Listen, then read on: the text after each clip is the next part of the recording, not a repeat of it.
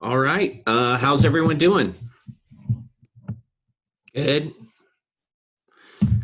So let's take a second here. Let me hear what's it been like to live at home. I'll just start at the top. The good, the bad, and the ugly, real quick. Give me 10 seconds on Emmy. What's it been like to be back at home? It's been pretty good. My brother and sister-in-law just moved back to Wisconsin from Virginia, so they've been here and we've been helping them move and everything. But it's been pretty good. Kind of going crazy at home, but other than that, it's fine. Oh, okay. All right. So are there any nieces or nephews with that brother and sister-in-law? Not yet, no. They just got married in October, Okay. so it'd be pretty fast. But Yeah, yeah, they're not. yeah. They don't have any kids yet. All right. Okay. All right, Katie, how's it going for you? It's good. I'm going a little stir crazy because it's just weird because I haven't lived at home for like 2 years. And there's a lot more people here now than there was when I left. Like there's 11 of us here at home right now, and the Oh, house is you small. have you have foster siblings, right? Yeah. So me and Seth are home here, and then the rest of my family. So 11 of us, and that's not even including all my siblings. So yeah, it's Uh, going okay though. How many bathrooms does your house have? 3. Okay. All right. Well, the ratio at least is tolerable for that. So, Right. yeah. Wow. Okay. Christy, how's it going for you back home?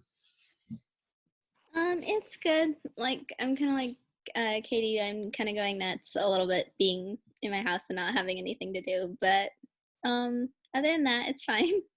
All right. Okay. Caleb, what about you?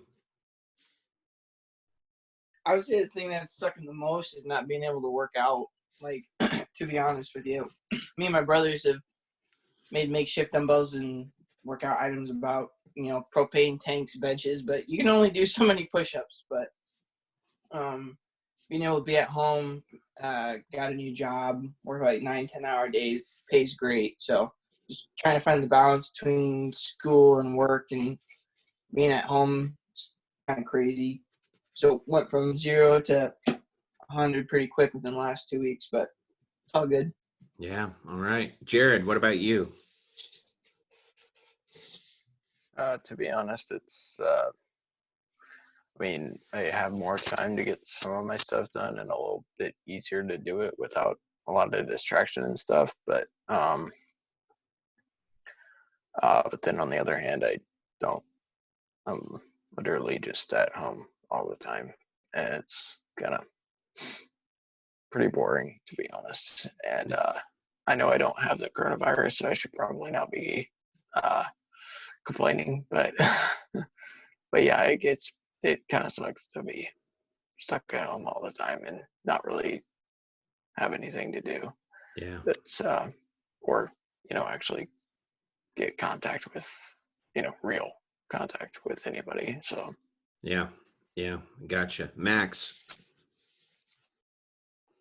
Um, it's not been too bad. I mean, kind of echoing what everybody says. It stinks not being able to see people. I really enjoy seeing people from school, so it's hard because spending time with people has to be a lot more intentional now. It's not like you can just talk to someone on your way to class. But part of the problem I'm running into is having resources to do research for papers and stuff. I know I talked to you about that the other day, but just having not being able to use the library in the same sense is a little difficult for doing research. But so things are taking longer to do, but then also like it feels like I'm reading nonstop, but also it feels like there's nothing to do at times. It's kind of a weird balance. Yeah. Well, the good news for you, Max, is at least you have about 250 coffee filters left. I noticed on the shelf behind you the last couple class periods. Yes. And that's the, Yeah. The big, you can get like 12 cups with each one of those filters. So, Right. as far as being quarantined, you're all set with one of the essentials. Or are you guys, well, I'm not going to ask what else you might use those for. I'll just kind of keep moving because this is being recorded. Plus, we have a few guests with us. We have Abigail Johnson and Mackenzie, of course, here on campus tuning in as well. Noah, how's it going for you being back home? It's been okay. I've had a little more free time than usual. The homemade meals have been amazing, though. There you go. Hey, way to look on the bright side, Noah. That's good. Your mom must be a good cook. So, Joe, you kind of look like you're in the witness protection program because you're backlit. So it's like you can see the silhouette, like you're getting ready to testify against the mob or something. But how's it going for you to be in at home? Honestly, I don't mind it that much. The worst thing is that a lot of my friends aren't going to be coming back like next year at Faith, so I missed out on a lot of time to spend with them. But I feel like I have way more time to do stuff, and I don't know, not that busy. So just trying to find stuff to do. Yeah. All right. Okay. Don't let your parents hear that. Alyssa, how's it going? It's good. I'm going crazy too, being at home. It's hard to be like cooped up in the same space for how long, but I know like everybody feels the same way. So, yeah, it's nice to be home with my family, but it also can be kind of crazy sometimes because there's 4 of us back home doing school now, all pretty much live. So it's kind of crazy sometimes. But like Noah said, I'm really enjoying my mom's cooking, so There you that's a go. plus. Now on my screen, it looks like Alyssa and Krista are literally sitting in the same room because Krista's window blind goes straight into Alyssa's window blind. Okay, there you go. All right. Krista, how's it for you being at home? You're at home anyway, but now this is a whole new dynamic. How's it going? It's going pretty well, I think.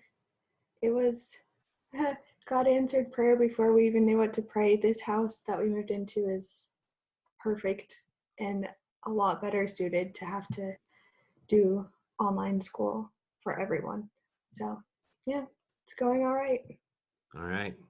Well, if I know you guys didn't ask, but it's going okay for me too. So if you notice, I've been so bored that I created a YouTube channel. So which you might see yourself featured on prominently when I upload the classes.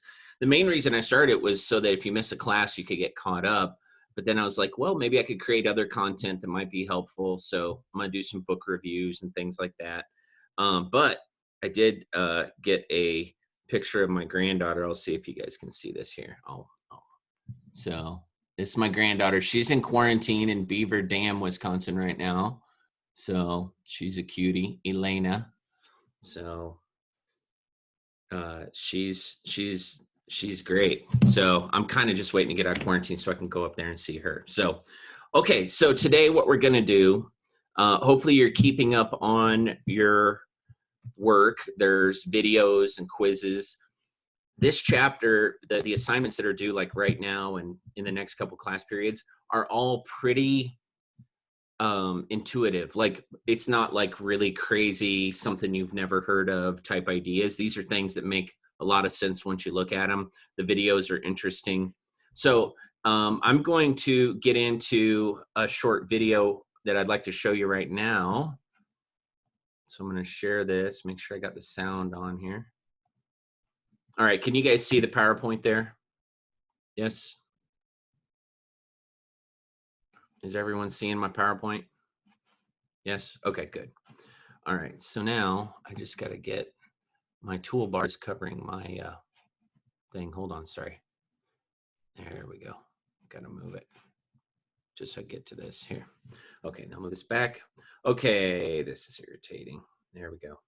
Okay, so here's a question. I want to get you guys to just jump in. If you could work for any company on the planet, so think about this, like your favorite, either your favorite place to shop or what you think or you've heard is the coolest company in the world. And what we'll do is, let's not say any ministries in this for this illustration. Let's just keep it to secular businesses or nonprofits, but not churches or schools, okay? What company on the planet would you choose to work for, and why do you think it would be cool to work for that company? So I'd like to hear from you. Anyone?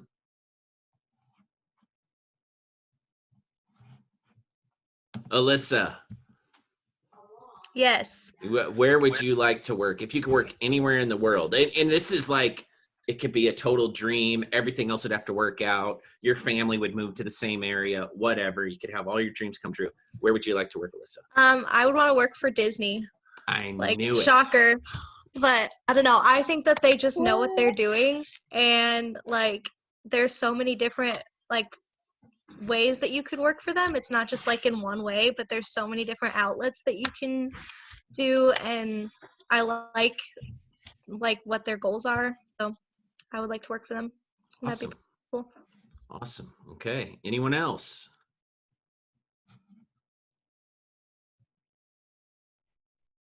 Anyone? I Max? guess for me, it would be maybe like Google or AMD or something like that. Google, I know they treat their employees pretty well, and there's obviously a lot of innovation going on at Google. And then either maybe that or like AMD, which is, I don't know if some of you guys are familiar with that, but it's a rival to Intel and also NVIDIA. But they've made some pretty cool advancements in processors over the past couple of years, and so again, there's a lot of innovation going on there, and so to be able to be involved in that would be pretty cool. Yeah, cool. Google is known. They're in most top 10 lists of best companies to work for when it comes to the topic that we're going to talk about today. So anyone else? If you could have work for your dream company, what would it be? Like, what's your favorite hobby, your favorite thing, or you just know that this company's good company and you'd like to work there? I would work for like Can-Am or Yamaha or Honda and be on their designing team board, because that way when all of the brand new toys come out, you could take them out and you could just beat on them and not have to worry about fixing them, and then you could ride all of the brand new snowmobiles, four-wheelers, razors. You could ride everything and not have to worry about it. It'd be pretty awesome to be able to work on work for one of those companies, be able to try out all the new products. So you're saying you would like to be a crash test dummy, or what? I don't understand. No, That I'm would just basically kidding. be it. I hope you get a job at one of those places. Selfishly, I hope you do, doing exactly what you just said, or maybe up in Spirit Lake for Indian motorcycles, which I have an affinity for. So I hope you do, and then you get an employee discount. Then you can hook up all your old professors. Yes. Basically, just me. I don't really care about the other professors so much.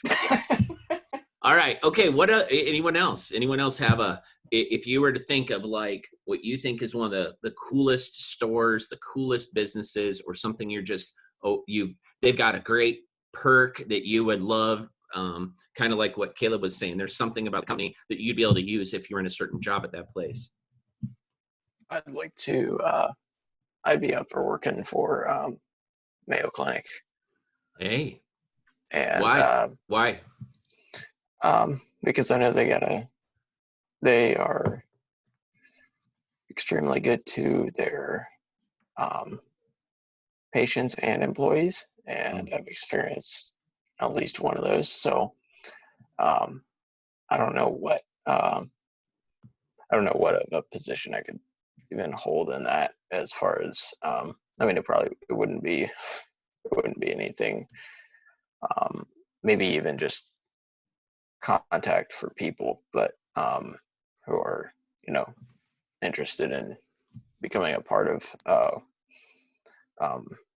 even coming to Mayo Clinic. But yeah, I'd probably say I wouldn't mind working for them as some kind of a contact for their future patients. Yeah.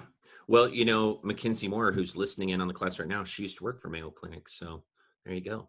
There are faith grads that have worked there. So any other dream jobs or dream companies? I'll take one more.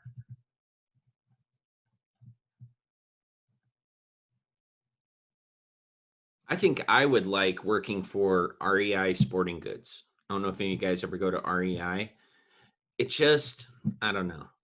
I mean, yes, every pair of pants there costs $200 and every t-shirt's like $50, but they're really cool. And I just like the vibe, and I like they're a co-op, so it's like a bunch of small businesses all combined into one. And I just like the atmosphere there. I mean, I'll probably never be what I dream myself to be at REI, but I'll always, like spend an extra $10 on something from REI over Target because it's REI. So yeah, I like REI. Ever since the first time I went there, I've been pretty impressed with that. So, okay. So let's go through a few of these slides here. I want to show you a short video about the concept of employee engagement. Engagement is exactly what it sounds like. Hey, getting someone attached as an employee. So some people, they go to work and it's just a job. You know, they're just kind of punching the clock. They really don't care about the job or the work. They're just getting their paycheck. And but some people, they love where they work. And so what's the difference between the people that love where they work and the people that just go to work just to get their paycheck? So I want to, this is like 5 minutes long. Let's all watch this and we're going to talk about it. And give me a thumbs up when it comes on if you can hear it. So, yes. Can you hear it? Okay. Good. Welcome to The Idea from Harvard Business Review. I'm Sarah Green. I'm here today with Doug Conant, who just stepped down as CEO of the Campbell Soup Company. Doug, thanks so much for coming in. Happy to be here. So you have a great story at Campbell's when you were there about turning around the employee engagement of that company. Tell us what happened there. Well, we were at the time, this was back in 2001, a very toxic culture where a lot of people have been let go, and we had a very low trust environment. When I first started, it was for every 2 people we had actively engaged in our company, we had 1 person who was looking for a job. So fundamentally, 50,000 people working and 6,000 people looking for jobs. And since I've been there and since our team has really tackled this issue, we now have 17 people wildly engaged for every 1 person who's not. And those are world-class levels. So it's been a wonderful story. I think it's foundational for a high-performance company. You cannot expect to perform at a high level unless people are personally engaged. And they're not going to be personally engaged unless they genuinely believe that you are personally engaged in trying to make their lives. Oh, I did it again. I did that last week too. Sorry. I was trying to mute my own microphone, and what I ended up doing was turning off the video. Okay. Take 2. Good thing this doesn't show up on YouTube until this afternoon. So here, I'll pick it back up right where we left off. Let me fast forward it just a little bit here.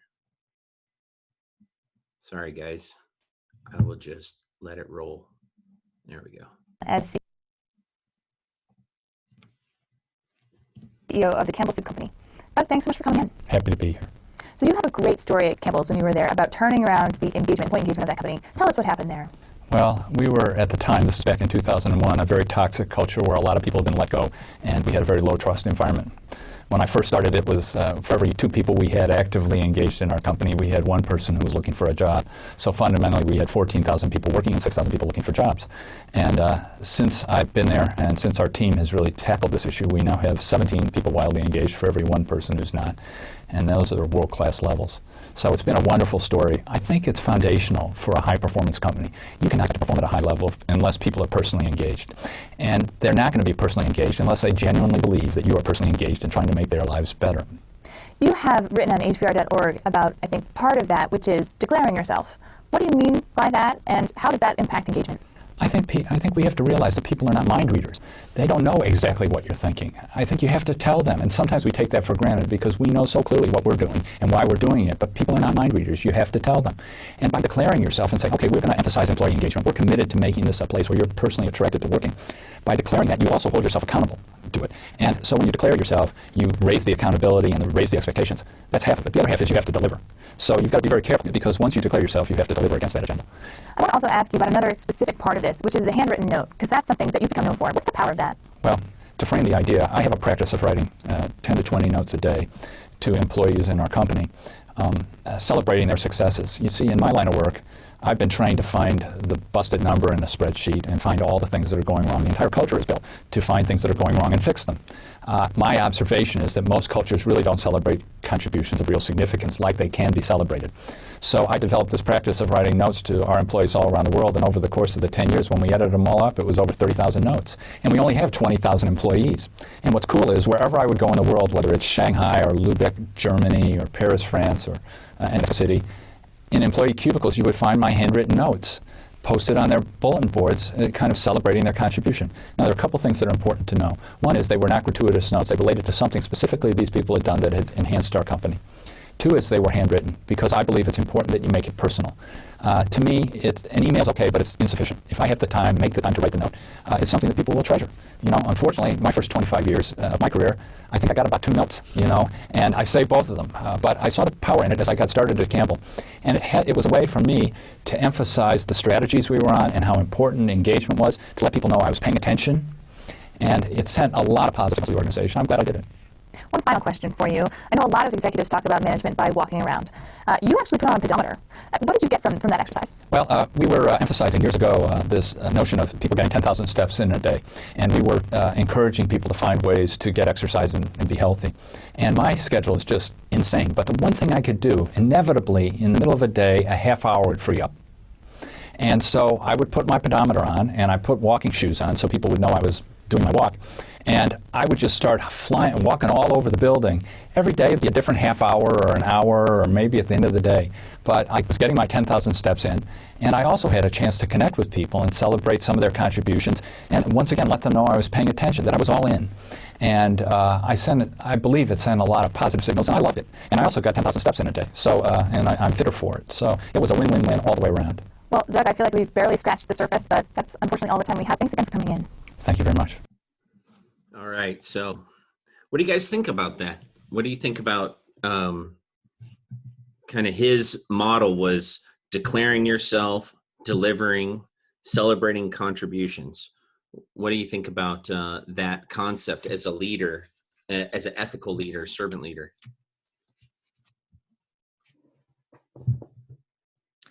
I think it's great. I mean, people love when their work is being recognized.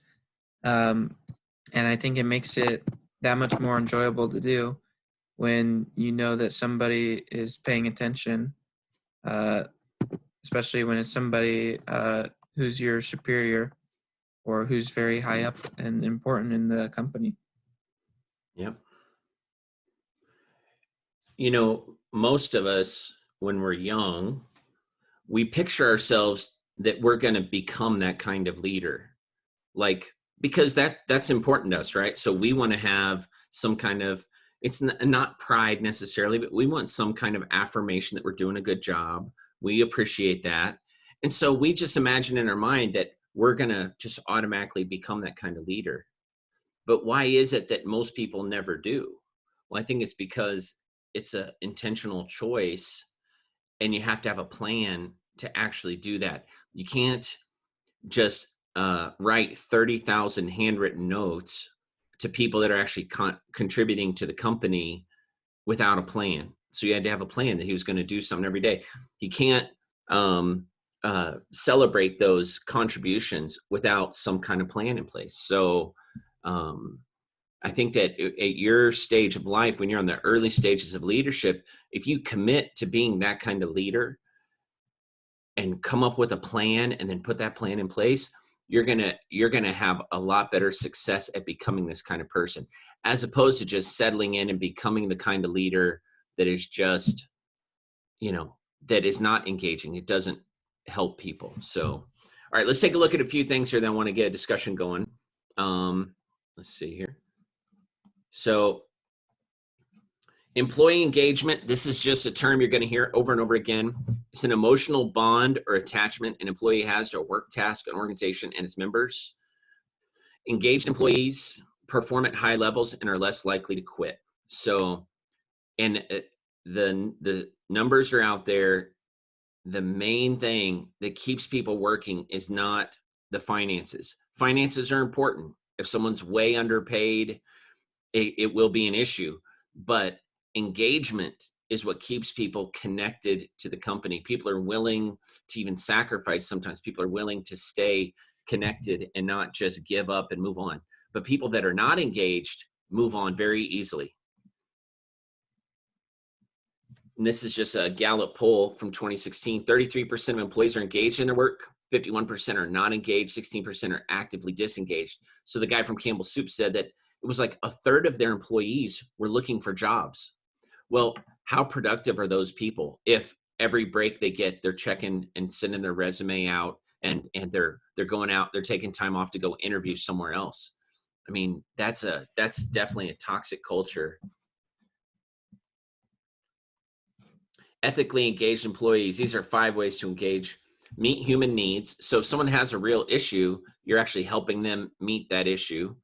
Improve their job satisfaction, which we're going to talk about. Ensure organizational justice. Respond to unethical bullies, and provide meaningful work. And we're going to talk about each one of these a little bit. I'm not going to spend a lot of time on Maslow's hierarchy of needs, but if you ever take a teaching class, they're going to talk about that, about how you kind of have the base needs are like, food and shelter. And then you kind of work your way up to emotional needs, psychological needs, and how different things address those needs and how we have to keep that in mind when we're working with people. So school teachers go through that a lot because they got to figure out what needs are they trying to meet in the classroom. So I want to ask you, I'm going to just go around the room and I'll start with the list and kind of work my way up. But what motivating factors promote job satisfaction?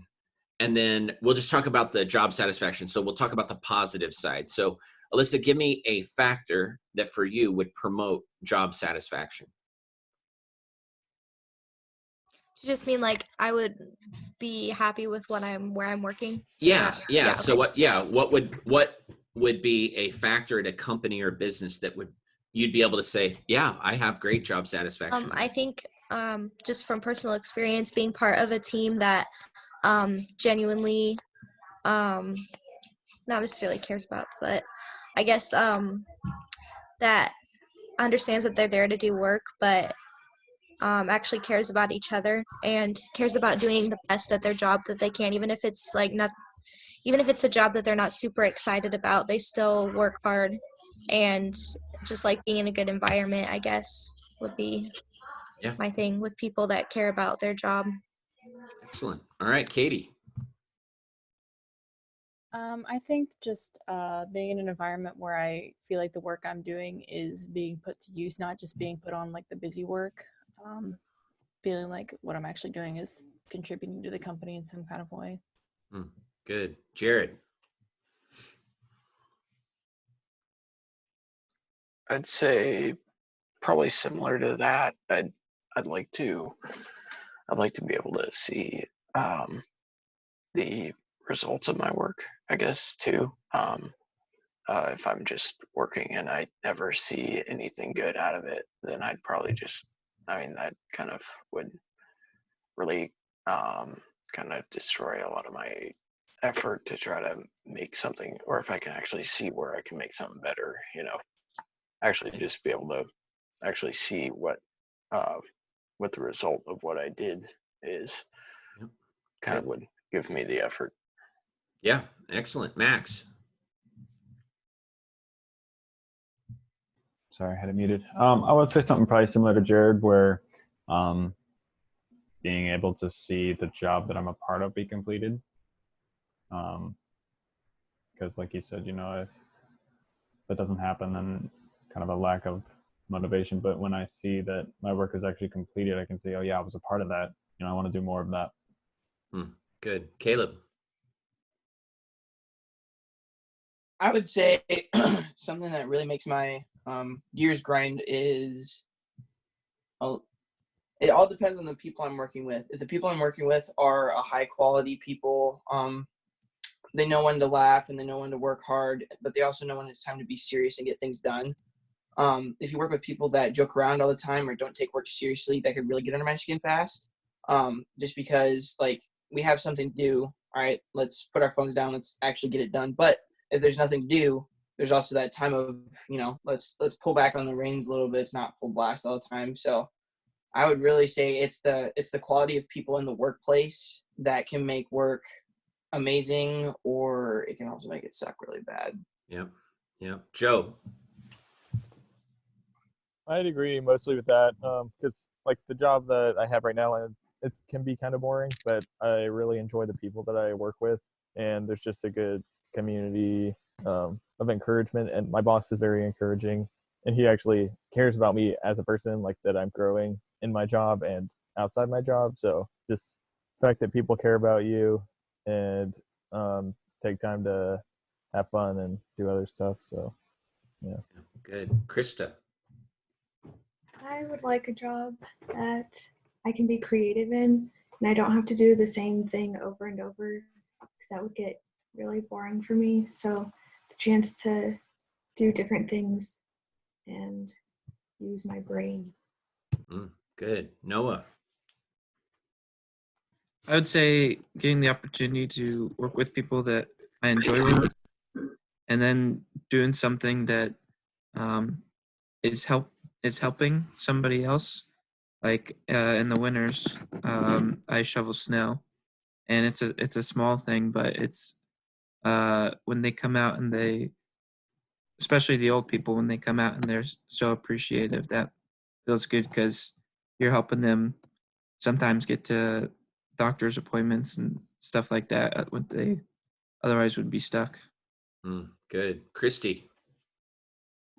I think kind of what everyone said is that obviously a job where there's people involved that like I love and people that I love working with would play a big part, and also doing a job that's different, kind of like Krista said, because no matter how much I like people, if I was sitting at a desk all day, I'd go nuts.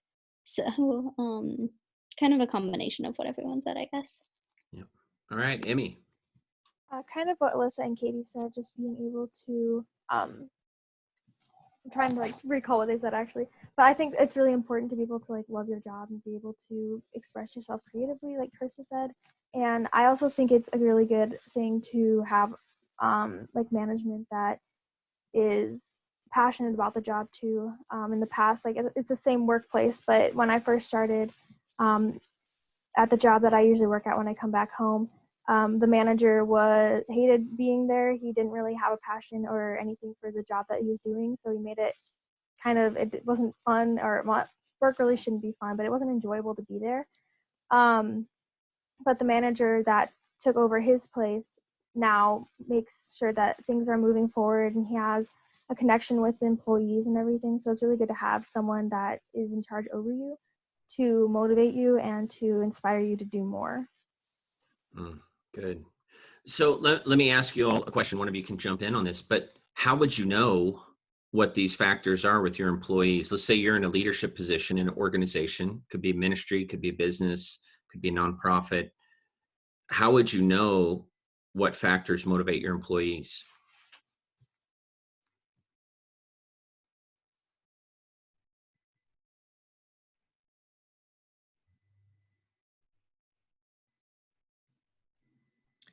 I think you just gotta be open and be like, and make it clear that you are willing and looking for honest feedback on what employees are looking for, and then just leave it up to them from there and hope that they are honest and communicate with you. Yeah. I mean, if you boil it down, very good, Noah, just ask. So how come, I mean, every one of you, let me put it differently. None of you had a hard time coming up with something that would make your job more satisfying. Every one of you had a clear, like, this thing is very important to me. This would make it where I either enjoy this job or I don't. So you have an opinion about it. Why don't more leaders ask?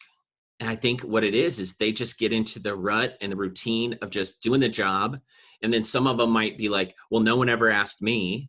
Or sometimes they might think they know. They might be like, well, you know, everyone here likes to have a gym at the workplace, so we're going to put in a big gym. Well, if they never asked, what if a lot of the people could care less about gym? They'd rather have an espresso machine in the break room. You know, they just never ask.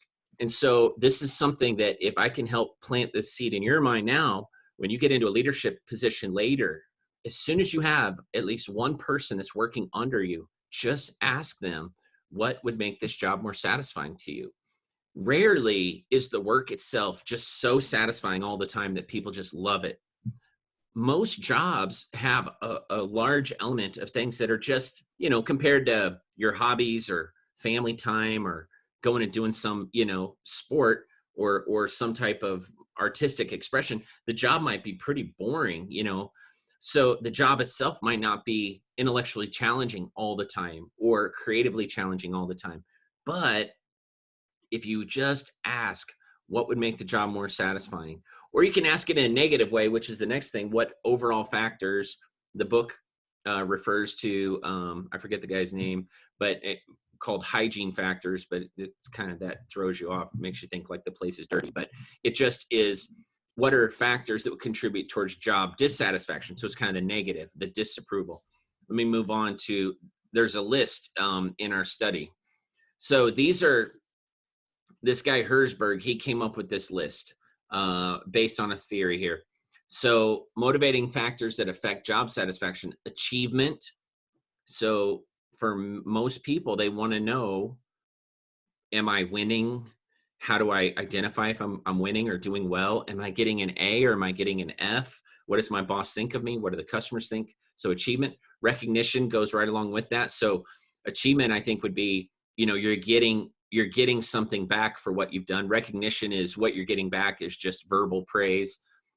The work itself, so doing a complete job. If you ever had to work in an environment where the job's really never done and you really never know what's coming at you next, that can be pretty dissatisfying. So if you know that you're able to complete a job and it's a job well done, there's a certain amount of satisfaction with that. Responsibility. You know, if you have no responsibility at all, like it doesn't matter if you're there or not, it's not going to be satisfying. Even though it might sound like a dream for like no one to ever check on you and no one cares, you know, whether you come or don't come, you're still going to get paid the same. That's not satisfying at all. Advancement. Will I be promoted? Is there a path for me to continue to move up? Will I make more money down the road? Will I be able to do more, you know, have more leadership experiences? And then growth. Just, am I going to learn something new? Some people, they leave jobs because they feel like they've kind of hit that glass ceiling. There's nothing new they're going to learn. And so they move on to something else. So things that create job dissatisfaction, company policies and administration. Sometimes the most frustrating things are just rules that a company has. The quality of supervision. If you have a poor supervisor, it pretty much guarantees you're going to be dissatisfied. Relationship with your boss. If you have a bad relationship with your boss, your days are numbered. You're just not probably going to stay. Working conditions. If it's unsafe, if it's unsanitary, if it's uncomfortable, you're probably not going to stay there very long if something else comes up. Your wage and salary. This is, you have to make enough money where you feel like what I'm doing, I'm getting compensated for. And then relationship with your peers. You might have a great job and a great relationship with the boss, and it might pay well and it's a nice office, but you have like these two coworkers that are constantly gossiping or bickering, or you can just tell this one person just has it out for you. Eventually it's going to wear you down and it could lead to you leaving your job. Would you agree with those dissatisfaction things? Have any of you experienced any of those or ever left a job because of dissatisfaction? Who here, by raise of hand, has ever quit a job because of something that maybe was a little bit negative? Anyone? Yeah, okay, so a few of us. It happens. It doesn't mean you necessarily went to the wrong job. It just means that there was something there that you didn't predict, or it developed over time. So yeah, I've been there. It happens. All right, let's move on here. Okay, so I'd like to show this last video, and this is how we're going to wrap the class up for today. So I think you're going to find this very interesting. This is an abbreviated version of this TED Talk. If you want to watch the whole TED Talk, just look up the same title. There's like one that's got 10 extra minutes in it. But this is a very interesting concept, and then we'll start class on Tuesday talking about this. But once it pulls up here, it just takes a second for it to kind of buffer into the system. And here we go.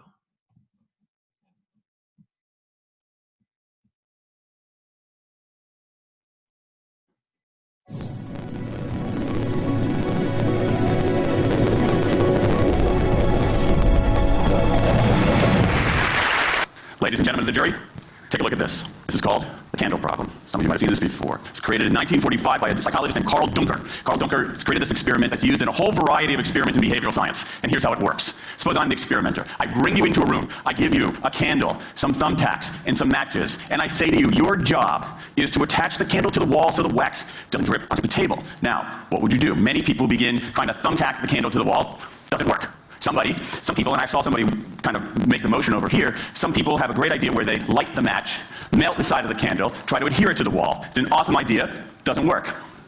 And eventually, after 5 or 10 minutes, most people figure out the solution, which you can see here.